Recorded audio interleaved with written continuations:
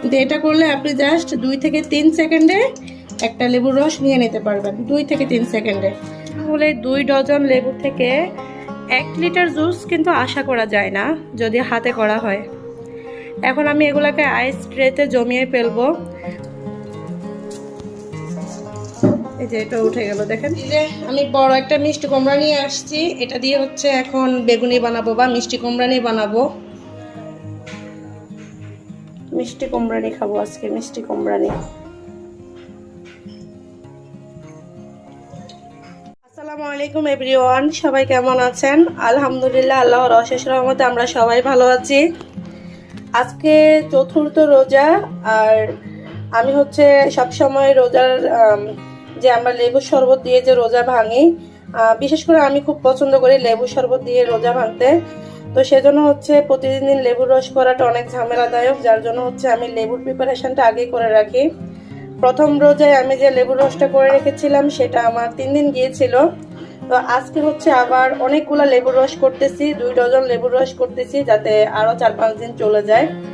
তো লেবুর রসটা কিন্তু আমি হাতে করছি না, গতবার কিন্তু করেছিলাম হাতে, আর আজকে করতেছি ফুড প্রসেসরে। তো আমি কিভাবে করি লেবুর রস সেটা আপনার সাথে এখন শেয়ার করব।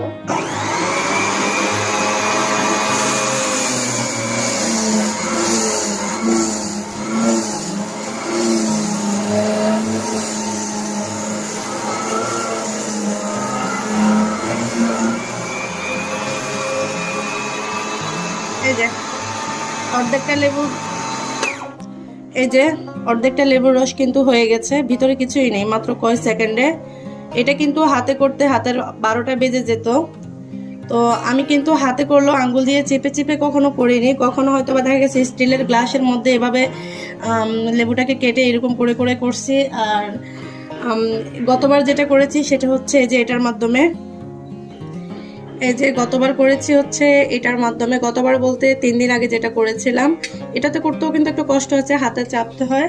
তো আপনাদের ভাই হচ্ছে রমজান উপলক্ষে আমাকে ফুড প্রসেসরটা গিফট করেছে। এটাতে লেবুর রস, মাল্টার জুস থেকে শুরু করে আলু কুচি, পেঁয়াজ কুচি, কাঁচামরিচ কুচি, তরকারি কাটা থেকে শুরু করে এভরিথিং করা যায়। সো আর করতে কিন্তু সময় লাগে না। আমি গতকালকে 2 মিনিটে 1 কেজি করলা কুচি করেছিলাম, আধা কেজি আলু কুচি করেছিলাম, আধা কেজি পেঁয়াজ কুচি করেছিলাম, কাঁচামরিচ, ধনিয়া পাতা। এই টোটাল কাজটা আমাকে 2 মিনিটে, মাত্র 2 মিনিটে করে দিয়েছিল এই ফুড প্রসেসরটা। আমি কিন্তু আজকে বেশ খানিকটা লেবুর রস করে ফেলেছি, অনেকগুলো লেবুর রস করে ফেলেছি মাত্র 1 থেকে 2 মিনিটে। আরও অনেকগুলো কেটে রেখেছে আমার আম্মু, এগুলা হচ্ছে আমি রস করে ফেলবো। সময় লাগবে না, অল্প একটু সময় লাগবে। আমার কাছে এই ফুড প্রসেসরটা আপনাদের ভাইয়া উপহার দেওয়ার পরে আমার কাছে মনে হলো আমার ঘরে যত দামি দামি জিনিস আছে না কেন, এটা হচ্ছে সব থেকে বেশি ইম্পর্টেন্ট। তো যাই হোক, এটা হয়তো বা অনেকের বাসাতেই নেই, তবে অনেকেই জানে না যে এটার প্রয়োজন কতটা আর এটার সুবিধা কতটা। আলহামদুলিল্লাহ, এটা আমার বাসায় এসেছে আপনাদের ভাইয়ার কল্যাণে, আপনাদের ভাইয়া উপহার দিল আমাকে। আর যার জন্য রমজানের অনেক কষ্টই আমার কমে গিয়েছে। মাত্র 2 থেকে 3 মিনিটে টোটাল কাটা বাছার প্রিপারেশন করে ফেলতে পারি। অর্ধেকটা লেবুর রস করা হয়ে গেছে, আর বাকি অর্ধেকটা আমার মা এভাবে 2 ভাগ করে রেখেছে। তো আমার লেবুর রস হওয়ার সুবিধার্থে যে লেবুর যে মাঝখানে যে শক্ত অংশটা, এটা হচ্ছে আমি একটু নাইফের সাহায্যে ফেলে দেব। এটা ফেলে দিলে খুব সুন্দরভাবে আপনার রসটা আসবে, তা না হলেও হবে, একটু সময় নেবে আর কি। হ্যাঁ, কিন্তু এটা করলে আপনি জাস্ট 2 থেকে 3 সেকেন্ডে একটা লেবুর রস নিয়ে নিতে পারবেন, 2 থেকে 3 সেকেন্ডে। আর এই যে বিচিগুলো ফেলে না দিলেও চলে, এগুলো উপরে জমে যায়, বাট রসটা নিচে পড়তে অসুবিধা হয়, যার জন্য হচ্ছে আমি বিচিগুলোকে একটু সরিয়ে দিচ্ছি। এই যে মাঝখানটা সবার আগে কাটবো, কেটে দেন আমি বাকি রসগুলা করব। এভাবে আমি এখন সবগুলোর আগে মাঝখানটা ফেলে দিব, মাঝখানে যে শক্ত অংশটা, তারপর হচ্ছে আমি আবার মেশিনটা চালাবো। বিচি আমি সবগুলা ফেলিনি, আছে, থাকলেও কোনো অসুবিধা নেই, এটা উপরে জমে যাবে। এই যে আমার সবগুলা লেবুর মাঝখানের অংশ আমি ফেলে দিয়েছি। এখন হচ্ছে এগুলাকেও আমি রস করে নেব। আর পুরা ঘরে বিচি, লেবুর বিচি ছাড়াতে গিয়ে এগুলো পুরা ঘরে চড়াই গেছে।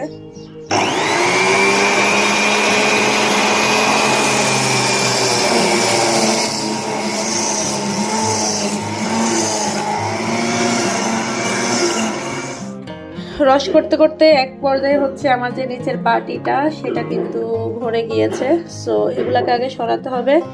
এই যে দেখেন এখানে কিন্তু বিসি আর ময়লাটা জমবে আর নিচে একদম ছেঁকে ফ্রেশ রসটা যাবে। এখন আমি এগুলাকে আগে একটু সরিয়ে নেব, তারপর হচ্ছে আবার নতুন করে রস করে নেব। কতগুলা লেবুর রস দেখেন, এখানে আমার মনে হয় প্রায় 1 লিটার হবে, প্রায় 1 লিটার। এগুলা যদি আমি হাতের সাহায্যে করতাম আমার যে কি অবস্থা হতো আল্লাহ মাহবুদই ভালো জানে।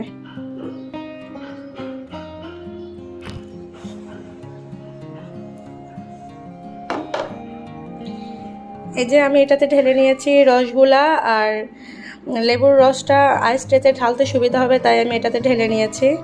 আমি ভেবেছিলাম 1 লিটার হয়েছে, বাট 1 লিটার হয়নি। এখানে হচ্ছে 1/2 লিটার পরিমাণ, আর 1/2 লিটার থেকে বেশি আছে। সো এখানে 700 থেকে 800 গ্রামের মতো আছে। এগুলা থাক, আর এই ফাঁকে হচ্ছে আমি বাকি রসটা করে নিয়ে আসি।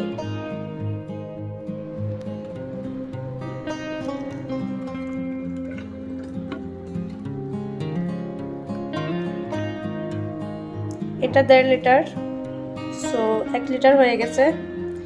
2 ডজন লেবু থেকে আমি 1 লিটার রস পেয়েছি। যদি হাতে করতাম তাহলে কিন্তু অতটা রস আমি পেতাম না। তার কারণ হচ্ছে হাতে কিন্তু আমাদের এত শক্তি নেই, এটা টোটালি মেশিনের মাধ্যমে যেহেতু বের হয়েছে। সো এখানে আমার লেবুর যে জুস সেটার অপচয়টা কিন্তু কম হয়েছে, অনেকটুকু জুস আমি পেয়েছি। তা না হলে 2 ডজন লেবু থেকে 1 লিটার জুস কিন্তু আশা করা যায় না যদি হাতে করা হয়। এখন আমি এগুলাকে আইস ট্রেতে জমিয়ে ফেলবো, যাতে শরবত করার সময় 1 গ্লাস পানি নিয়ে 1 কিউব লেবুর জুস দিয়ে দিলে আমাদের শরবত হয়ে যায়। আর আমি কিন্তু চিনি দিয়ে যে আমরা শরবতটা করি সেই চিনিটাকেও কিন্তু আমি ব্লেন্ড করে রেখেছি, যাতে করে সন্ধ্যার আগে বা ইফতারের আগে শরবতটা গোলাতে আমার সময় না লাগে। জাস্ট 1 গ্লাস পানি নিব, 1 কিউব লেবুর রস দিব, আর 1 চামচ গুঁড়া চিনি দিয়ে দিব। একটু হালকা নাড়ার সাথে সাথে আমার লেবুর যে শরবতটা সেটা রেডি হয়ে যাবে।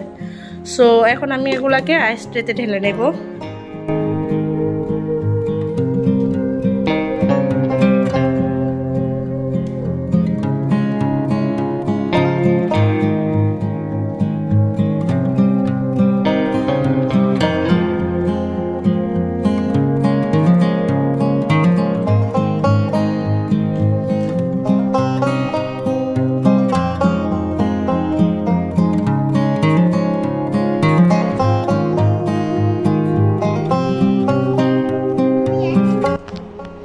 আব্দুল্লাহ বলতেছে লেবুর রসটা নাকি ও এখনই খাবে।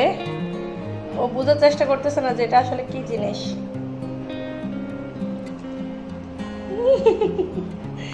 মজা, আর খাও, আর একটু খাও।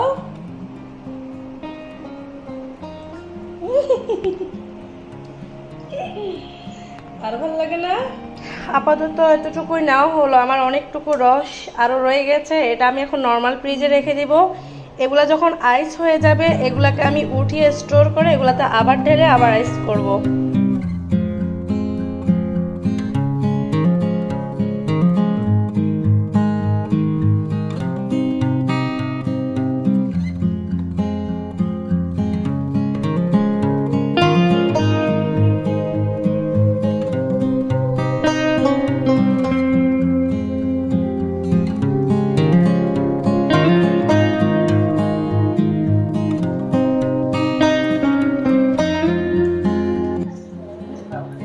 এই যে আমি এগুলা কয়েক ঘন্টা পরে বের করে নিয়েছি যখন আইস হয়ে গিয়েছে।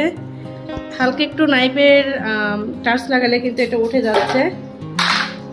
এই যে আমি আরেকটা উঠিয়ে দেখাচ্ছি। আমি নামিয়েছি 2 মিনিটের, ভেঙে গেল। আমি নামিয়েছি 2 মিনিটের মতো হলো। 2 মিনিট পরে উঠালে এটা একটু হালকা নরম হয়ে আসবে নিচের দিকটা। হ্যাঁ, এই যে এই যে এটা উঠে গেল, দেখেন কি সুন্দর চাকা করে।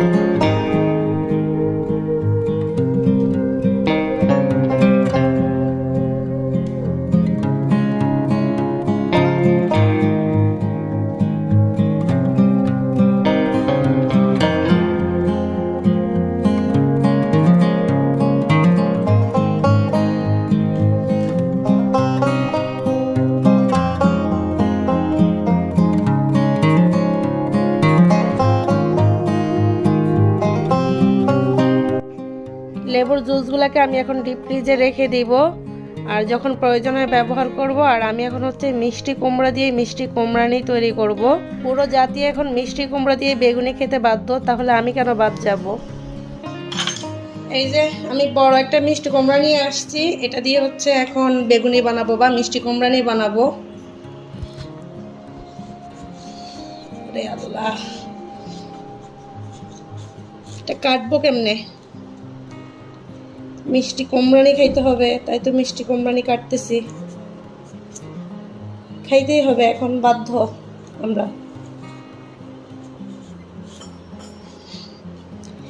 এই দেশে জন্মগ্রহণ করছি বলে আমরা বাধ্য। রহমতের মাসে আমাদের দেশে গজব ঝরে, গজব।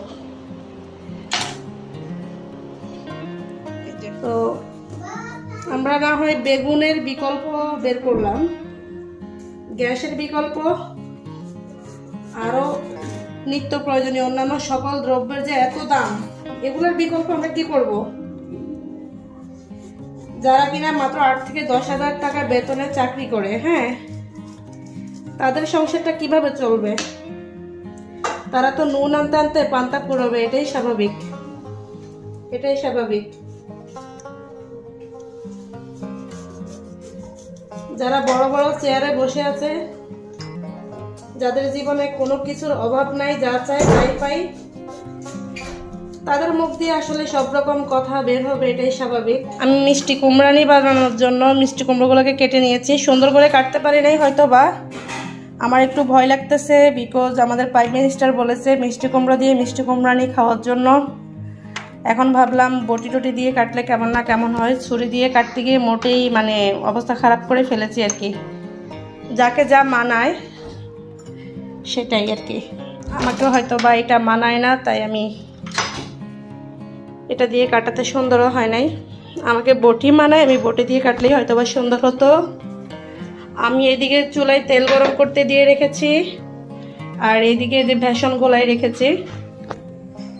এখন আমি মিষ্টি কুমড়োগুলোকে সরাসরি, এখানে আমি ইচ্ছে করলে নুন তেল অনেক কিছুই, নুন মরিচ অনেক কিছুই মাখাতে পারি, বাট মিষ্টির সাথে এত কিছু মাখানোর দরকার নেই। এটা এমনিও মিষ্টি অমনিও মিষ্টি, যা যা মাখানোর আমি সব কিছুই বেসনে দিয়ে দিয়েছি। সরাসরি এখন তেলে ছেড়ে দিলাম।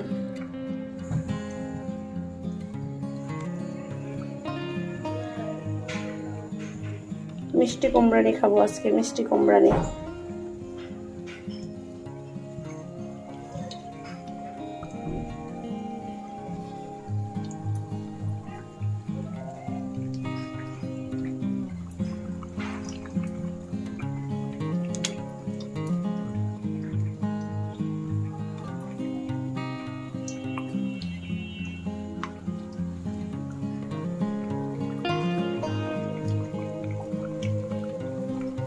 এগুলা ভাজা হোক, ভাজা হওয়ার পরে আবারও ফিরে আসছি। আজকে এগুলাকে খেয়ে আপনাদেরকে রিভিউ দেব।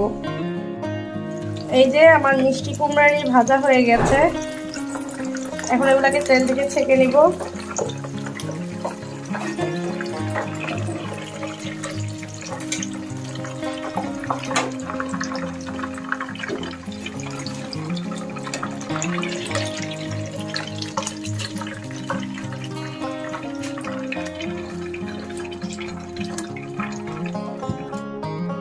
এই যে বানিয়ে ফেললাম মিষ্টি কুমড়ো দিয়ে মিষ্টি কুমড়ানি। এটা কি দিয়ে সার্ভ করবো বুঝতে পারতেছি না। আমি এখন একটু খেয়ে আপনাদের সাথে শেয়ার করব। মিষ্টি কুমড়ানি, বিসমিল্লাহ।